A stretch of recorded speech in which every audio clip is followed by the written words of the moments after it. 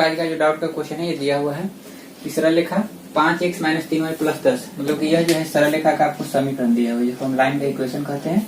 तो इस सरल रेखा का आपको समीकरण दिया हुआ है तथा अक्षों के बीच, तो अक्ष में आपका दो अक्ष यहाँ पर होगा, x अक्ष और y अक्ष। तो x अक्ष, y अक्ष और यह जो लाइन होगा, यह जो सरल रेखा होगा, ये तीनों के मिलने से जो त्रिभुज बनेगा उसका आपको क्या निकालना है, क्षेत्रफल निकालना है। अब थोड़ा सा इस पर डिस्कस करते हैं कि जैसे मान लीजिए कि आपका x अक्ष है, ये आपका y डैश, ठीक है। यहाँ पर त्रिभुज कब बनेगा, जैसे मान लीजिए कोई एक आपका लाइन है, कोई आपका एक सरल रेखा है, तो अगर मान लीजिए कि वो लाइन अगर इस सरल रेखा अगर इस तरह से जाएगा, सरल रेखा अगर मान लीजिए कि y अक्ष के समानांतर जाएगा तो त्रिभुज नहीं बनेगा। अगर x अक्ष के समानांतर जाएगा तब भी त्रिभुज नहीं बनेगा। मतलब कि त्रिभुज बनाने के लिए जरूरी है कि वो उसको x अक्ष और y अक्ष दोनों पर क्या करे, काटे, तभी जाके क्या बनेगा, त्रिभुज बनेगा। और आपको पता है कि x अक्ष पर काटेगा तो उसका y 0 होगा और y अक्ष पर काटेगा तो उसका क्या होगा, x 0 होगा। और ये त्रिभुज का एक बिंदु तो आपको यहाँ पर क्या होगा, मूल बिंदु होगा ही होगा, क्योंकि अगर किसी तरह से अगर त्रिभुज बने, जैसे मान लीजिए कि ये दोनों काट के अगर त्रिभुज बनेगा तभी आपका एक कोऑर्डिनेट होगा, एक यहाँ पर होगा और एक यहाँ पर। अगर मान लीजिए कि इसको इस तरह से अगर काट के बना है तभी यहाँ पर दो कोऑर्डिनेट हो गया और एक कोऑर्डिनेट में आपका क्या आएगा, मूल बिंदु तो आएगा ही आएगा, ठीक है। तो कहने का मतलब क्या हुआ कि त्रिभुज का क्षेत्रफल निकालने के लिए आपको तीनों बिंदु पता होना जरूरी है, जिसमें से एक बिंदु आपको पता है कि क्या होगा, मूल बिंदु का। किसी तरह से काटेगा, अगर इस तरह से भी काट के यहाँ पर त्रिभुज बना रहा है तभी क्या है, यहाँ पर एक मूल बिंदु आएगा। अगर मान लीजिए इस तरह से काट के बना रहा है तभी यहाँ पर क्या आएगा, मूल बिंदु आएगा। मतलब क्या हुआ कि त्रिभुज का क्षेत्रफल निकालने के लिए तीन बिंदु चाहिए, जिसमें से एक बिंदु आपका मूल बिंदु होगा और दो बिंदु और आपको निकालना है। तो दो बिंदु हम कैसे निकालेंगे, तो हमको पता है कि एक बार वो x को काटेगा, एक बार वो y को काटेगा, ठीक है। और जब x को काटेगा तो y 0 होगा और जब y को काटेगा तो क्या होगा, x 0 होगा। तो कहने का मतलब क्या हुआ कि हमारे पास जो आपका समीकरण दिया हुआ है 5x माइनस 3y प्लस 10 बराबर क्या दिया हुआ है, 0। तो एक बार हम क्या करेंगे, x बराबर 0 रख के मान निकालेंगे और एक बार क्या करेंगे, y बराबर 0 रख के मान निकालेंगे। तो इससे हमारे पास दो पॉइंट आ जाएगा और एक पॉइंट आपका क्या होगा, मूल बिंदु होगा, जिससे हम तीनों बिंदु हमारे पास प्राप्त हो जाएगा। और तीनों बिंदु प्राप्त हो जाएगा तो उसका क्षेत्रफल हम बहुत ही इजी वे में निकाल सकते हैं। तो x बराबर जब 0 हम रखेंगे तो यहाँ पर क्या हो जाएगा, तो यहाँ पर आपका जो समीकरण है यहाँ पर हो जाएगा 5 गुना 0 माइनस 3y प्लस 10 बराबर हो जाएगा 0। तो इससे होगा क्या, तो यहाँ पर हो जाएगा ये 0 माइनस 3y प्लस 10 बराबर 0। तो लिख सकते हैं यहाँ पर क्या, माइनस 3y बराबर माइनस 10। तो y का वैल्यू आपके पास क्या आ गया, 10/3 आ गया। मतलब कि x अगर 0 होगा, x अगर क्या होगा, 0 होगा तो y कितना होगा, 10/3। x 0 तो y क्या हो गया, 10/3, एक आ गया। दूसरा y बराबर हमको 0 चाहिए, y बराबर 0 कब होगा, जब वो x को काटेगा तो y बराबर 0 ही लेंगे। तो y बराबर जब 0 हम लेंगे तो क्या हो जाएगा, तो यहाँ पर हो जाएगा 5x माइनस 3 गुना 0 प्लस में 10 और बराबर में क्या हो जाएगा, 0। तो इससे होगा यहाँ पर क्या, यहाँ पर हो जाएगा 5x, 3 में 0 से गुना करेंगे तो ये 0 हो जाएगा। तो टर्म आपका यहाँ पर क्या बचेगा, प्लस 10 बराबर में क्या हो जाएगा, 0। फिर समझिएगा कि एक बार हम x 0 लिए, x 0 क्यों लिए, क्योंकि जब y को काटेगा तो x 0 होगा, तो इसलिए यहाँ पर हमारे पास एक पॉइंट आ जाएगा। और जब y को काटेगा तो क्या होगा, x 0 होगा। तो एक मिनट, जैसे यहाँ पर हम x 0 क्यों लिए, क्योंकि ये y को काटेगा, जब y को काटेगा, इसे समझाने के लिए लिख रहे हैं, ठीक है। जब y को काटेगा तो क्या होगा, x 0 होगा। तो x जब 0 होगा तो y का मान क्या आएगा, 10/3। तो इससे एक पॉइंट हम निकाल लिए। और यहाँ पर हमें y 0 क्यों लिए, क्योंकि जब x को काटेगा, x को जब काटेगा तो उसका y क्या होता है, 0 होता है, इसलिए यहाँ पर हम y रखें 0, ठीक है। तो y जब 0 रखेंगे तो यहाँ पर क्या हो जाएगा, 5x हो जाएगा, माइनस में 3 गुना 0 प्लस में 10 बराबर में हो गया 0। तो इस तरह से 3 गुना 0 ये टर्म आपका हो गया खत्म। तो 5x प्लस 10 बराबर 0 हो गया। तो यहाँ से हम क्या लिख सकते हैं, तो लिख सकते हैं 5x बराबर माइनस 10। तो x का वैल्यू आपके पास क्या आ गया, -2। मतलब क्या हुआ कि x जब -2 रहेगा तो y आपका क्या होगा, 0 होगा, ठीक है। ये समझ में आ गया होगा। और एक बिंदु आपको पता है कि क्या होगा, मूल बिंदु होगा 0,0, क्योंकि वो किसी तरह से यहाँ पर आएगा ही आएगा, ठीक है। तो तीन बिंदु आपको पता हो गया यहाँ पर। तो हम यहाँ पर क्या करते हैं,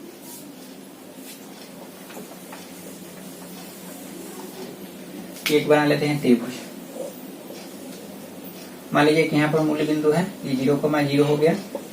ये मान लीजिए कि आपका क्या हो गया, 0, क्या हो गया, 10/3 हो गया। और एक को मान लीजिए कि -2, क्या है, 0। ये हो गया, ये b हो गया, ये हो गया c। इसको x1 y1 मान लेते हैं, इसको x2 y2 मान लेते हैं, इसको x3 y3 मान लेते हैं, ठीक है। तो पहले इतना आप लोग नोट कर लीजिए, उसके बाद आगे बताते हैं।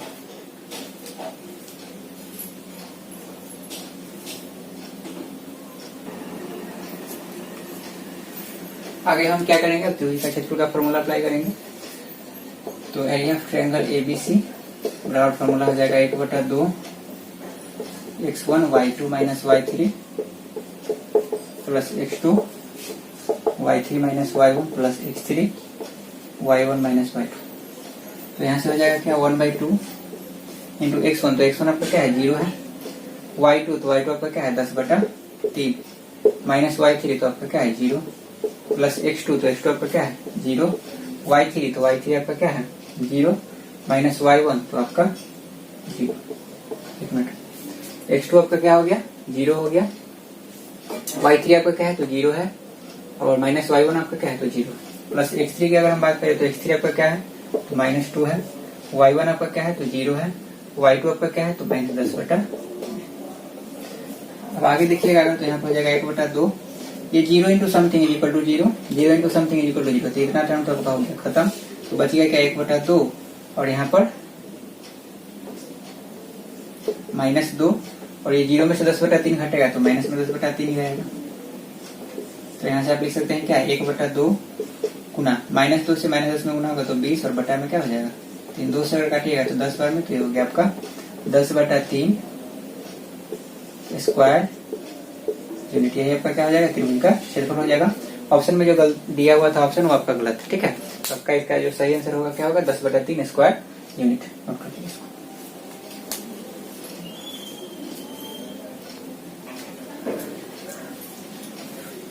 अगला क्वेश्चन आपको दिया हुआ कि क्या बिंदु इतना इतना इतना ए बी और सी, 3 बिंदु आपको दिया हुआ है। किसी त्रिभुज के 3 शीर्ष हैं, तो पता करना है कि त्रिभुज के तीनों शीर्ष है या नहीं, यदि हाँ तो त्रिभुज का प्रकार बताइए कि किस तरह का त्रिभुज यहाँ पर होगा। तो ज्योमेट्री में आप 9th क्लास में पढ़े होंगे कि 3 आपको अगर मान लीजिए कि यहाँ अगर 3 शीर्ष आपको पता करना है तो आप यहाँ पर इस तरह से कर सकते हैं कि 2 भुजाओं का योगफल अगर तीसरी भुजा के योगफल के अगर बराबर नहीं है, ज्योमेट्री में हम लोग पढ़े थे क्या कि जैसे मान लीजिए कि एक त्रिभुज ए बी सी है, ए बी और यहाँ पर क्या है सी है, तो अगर A B plus B C बड़ा होगा ए सी से, अगर बी सी और ए सी को अगर जोड़ेंगे तो ये बड़ा होना चाहिए ए बी से, और ए सी प्लस ए बी को अगर जोड़ेंगे तो ये बड़ा होना चाहिए बी सी से, ठीक है।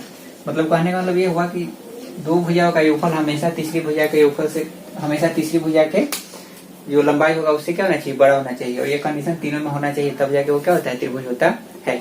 अगर मान लीजिए कि यहाँ पर अगर हम 2 भुजा को जोड़े, ठीक है, और वो तीसरी भुजा क्या हो गया बराबर हो गया, क्या हो गया बराबर हो गया, तब वो आपका क्या हो जाएगा, तो तब वो आपका त्रिभुज नहीं होगा, तब आपका ये क्या होता है तीनों बिंदु संरेख होता है, क्या होता है संरेख होता है। तो हमको यहाँ पर पता करना है कि यह त्रिभुज है या नहीं, और अगर है तो किस प्रकार का त्रिभुज है।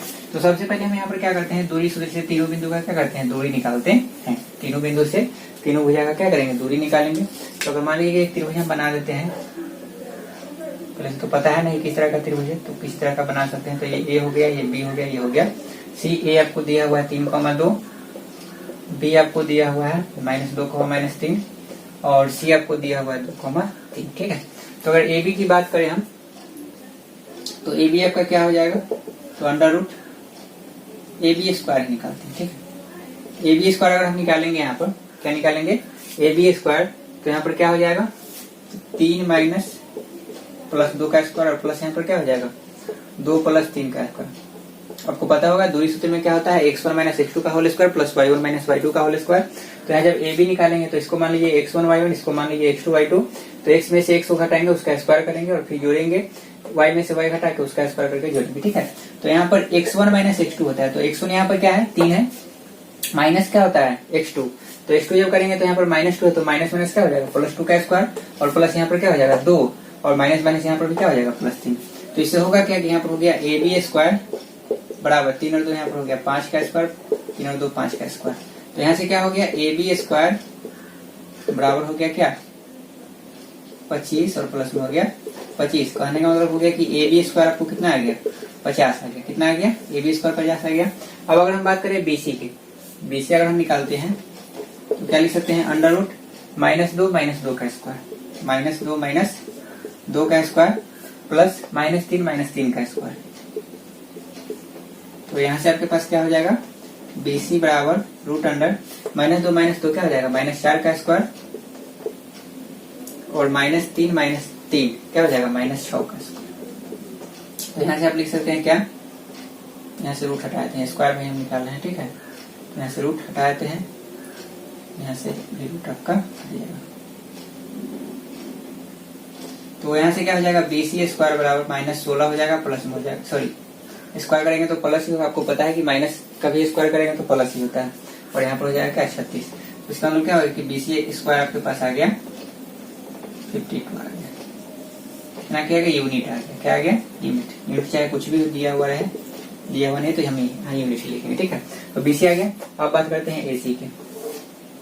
तो AC स्क्वायर अगर हम निकालेंगे तो क्या लिखेंगे, 3 - 2 का स्क्वायर और प्लस 2 - 3 का स्क्वायर। तो यहाँ से हो जाएगा AC स्क्वायर बराबर 1 का स्क्वायर और प्लस में -1 का स्क्वायर। तो यहाँ से हो जाएगा AC स्क्वायर बराबर 1 प्लस में 1। तो AC स्क्वायर बराबर यहाँ पर क्या आ गया, 2 आ गया।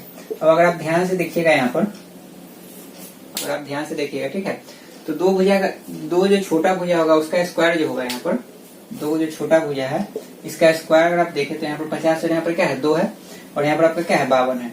तो आपको पता होगा कि पाइथागोरस थ्योरम अगर आप लोग 8वीं क्लास में पढ़े होंगे, 8वीं कक्षा में पढ़े होंगे, तो आपको पता होगा कि समकोण त्रिभुज अगर होता है, अगर समकोण त्रिभुज होता है, जैसे मान लीजिए कि ये A है, ये B है, ये क्या है, C है, तो समकोण त्रिभुज जो छोटी भुजा होता है इसका स्क्वायर करके अगर हम जोड़ते हैं तो बड़ी भुजा के स्क्वायर का क्या होता है, बराबर होता है।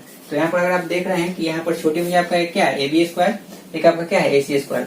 तो AB स्क्वायर और अगर AC स्क्वायर को यहाँ पर अगर हम जोड़ेंगे तो BC स्क्वायर क्या हो रहा है, इक्वल हो रहा है। तो इक्वल हो रहा है मतलब कि ये त्रिभुज है, और त्रिभुज में भी कैसा त्रिभुज है, समकोण त्रिभुज। क्योंकि यह जो कैरेक्टरिस्टिक्स है इससे हमको ये पता चलता है कि यह क्या है, समकोण त्रिभुज है। यह सिर्फ समकोण त्रिभुज में ही लागू होता है। तो यहाँ पर हो जाएगा आपका 50 प्लस में हो गया 2 बराबर में क्या हो गया, 52। तो यहाँ पर ये फॉलो हो गया, तो इसलिए आपका क्या हो जाएगा, हाँ त्रिभुज होगा। और कैसा होगा, समकोण। कैसा त्रिभुज होगा, समकोण। बहुत ही आसान क्वेश्चन था, नोट कर लीजिए इसको।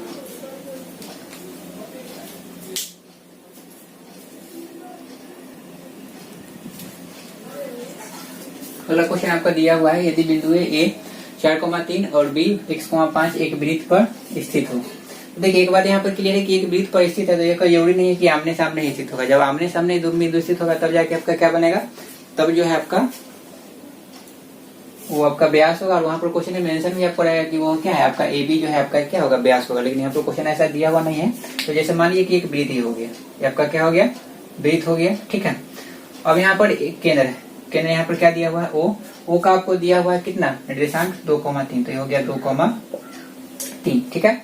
अब यहाँ पर ये लिखा हुआ है कि यह जो है एक बिंदु A है और एक बिंदु A, ठीक है। और यहाँ पर लिखा हुआ नहीं है कि AB व्यास है। अगर AB लिखा हुआ रहता है कि AB अगर आपका व्यास है तब जाके वो आपका क्या होता है, तो तब जाके वो आपका यहाँ पर O जो होता है इसका क्या होता है, मध्य बिंदु होता है। लेकिन यहाँ पर ऐसा दिया हुआ नहीं है। तो मान लीजिए कि A बिंदु यहाँ पर है और B बिंदु यहाँ पर है, ठीक है। ये केंद्र के आमने सामने होते हुए नहीं जा रहा है। जैसे मान लीजिए कि A अगर यहाँ पर होता और इसके जस्ट केंद्र के सामने यहाँ पर अगर B होता तब जाके AB आपका क्या होता है, व्यास होता।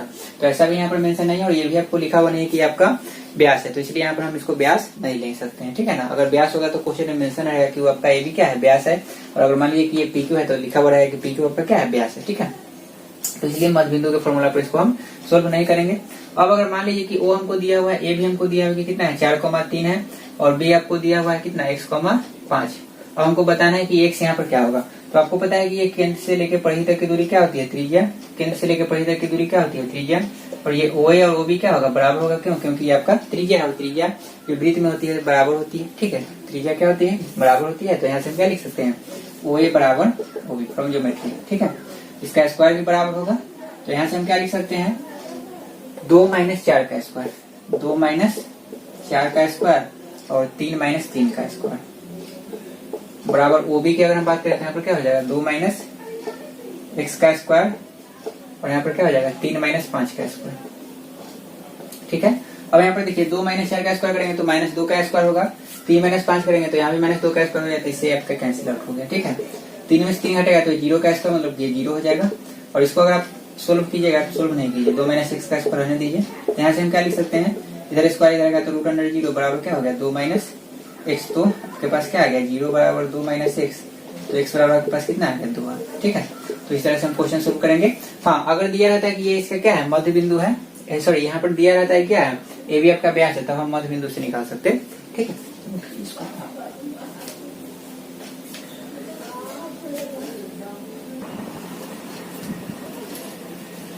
अगला क्वेश्चन आपका दिया हुआ है कि यदि बिंदु m और n के निर्देशांक क्रम से इतना और इतना है, मतलब कि यह m का निर्देशांक दिया हुआ है और यह जो आपको दिया हुआ है n का दिया हुआ है, तो आपको सिद्ध करना है कि p का जो मान होगा 24 होगा और नहीं तो क्या होगा -6 होगा। और दिया हुआ है कि mn का जो डिस्टेंस है वो कितना है 17 यूनिट के बराबर है।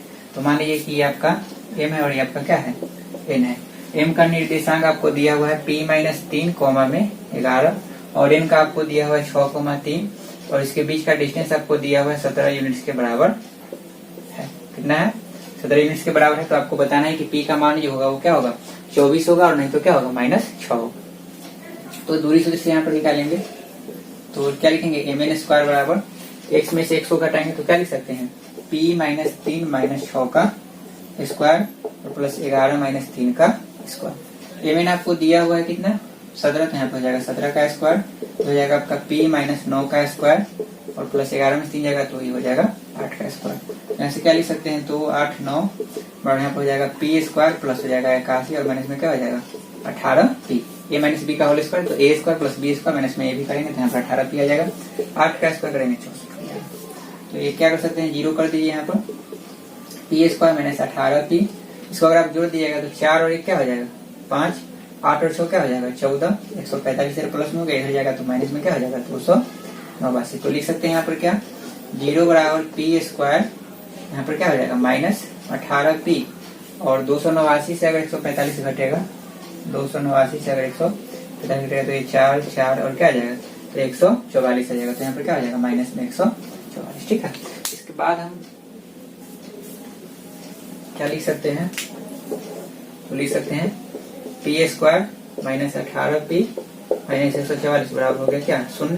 तो लिख सकते हैं p², इसको हम फैक्टराइज करेंगे तो क्या लिख सकते हैं माइनस में 24p और प्लस में क्या लिख सकते हैं 6p। ठीक है, 24 में 6 से गुना करेंगे तो 144 आ जाएगा और -24 प्लस 6 करेंगे तो यहाँ पर क्या आ जाएगा माइनस में 18 माइनस 144 बराबर में क्या हो गया 0। p कॉमन यहाँ लेंगे तो p माइनस यहाँ पर क्या हो गया 24, तो p -24 यहाँ पर आया है तो यहाँ भी p -24 आएगा ही आएगा बराबर यहाँ पर क्या हो गया 0। यहाँ पर p है, यहाँ पर 6p है, यहाँ पर क्या है p, तो कम क्या है +6, तो +6 यहाँ पर लगा दीजिए तो एक तरह से p +6 हो जाएगा और एक बार आपका क्या हो जाएगा p -24 बराबर 0। जब इसको 0 से इक्वेट कीजिएगा तो p +6 बराबर क्या हो जाएगा 0, तो p का मान यहाँ पर क्या हो जाएगा -6 और जब p -24 बराबर 0 कीजिएगा तो आपके पास आ जाएगा p बराबर 24। ठीक है, तो यह आपको क्या करना था सोल्व करना था। नोट कर लीजिए।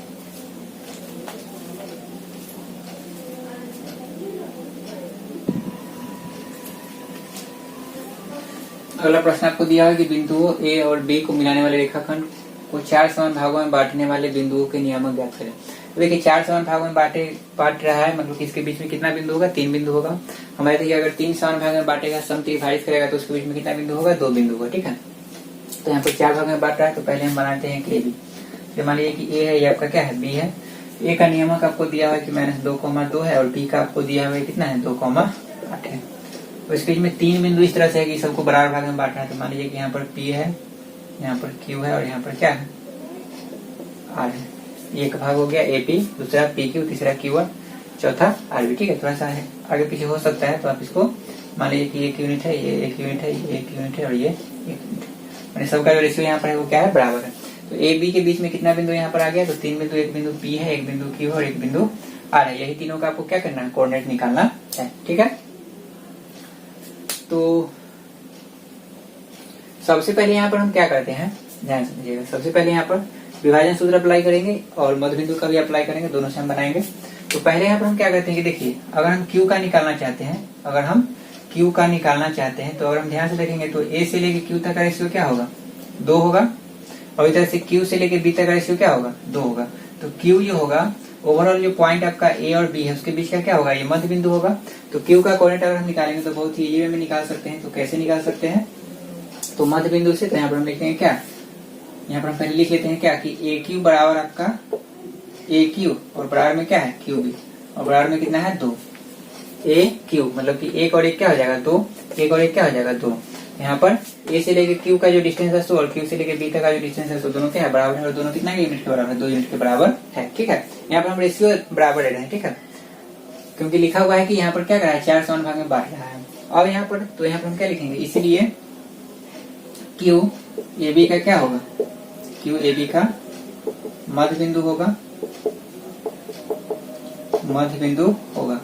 क्यू का नियम निकालना बड़ा ही आसान हो गया। यहाँ पर क्या हो जाएगा -2 + 2 और बटा में हो जाएगा 2। x में x जोड़ते हैं 2 से डिवाइड करते हैं, y में y जोड़ेंगे 2 से डिवाइड करेंगे तो क्या हो जाएगा 2 + 8/2। तो यहाँ से आपके पास क्या आ जाएगा q बराबर ये हो गया -2 + 2 तो 0/2 और 2 और 8 10/2 तो ये हो जाएगा आपका 5। तो q का कोऑर्डिनेट आपके पास आ गया 0,5।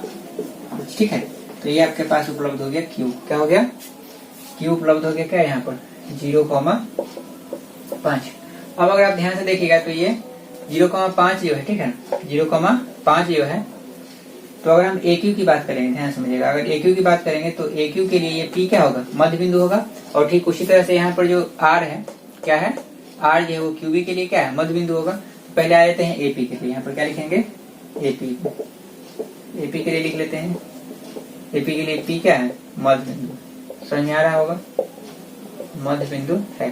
तो यहाँ पर P का नियम निकालेंगे तो क्या लिखेंगे, तो P का नियम निकालेंगे तो लिखेंगे -2 + 0 बटा में 2।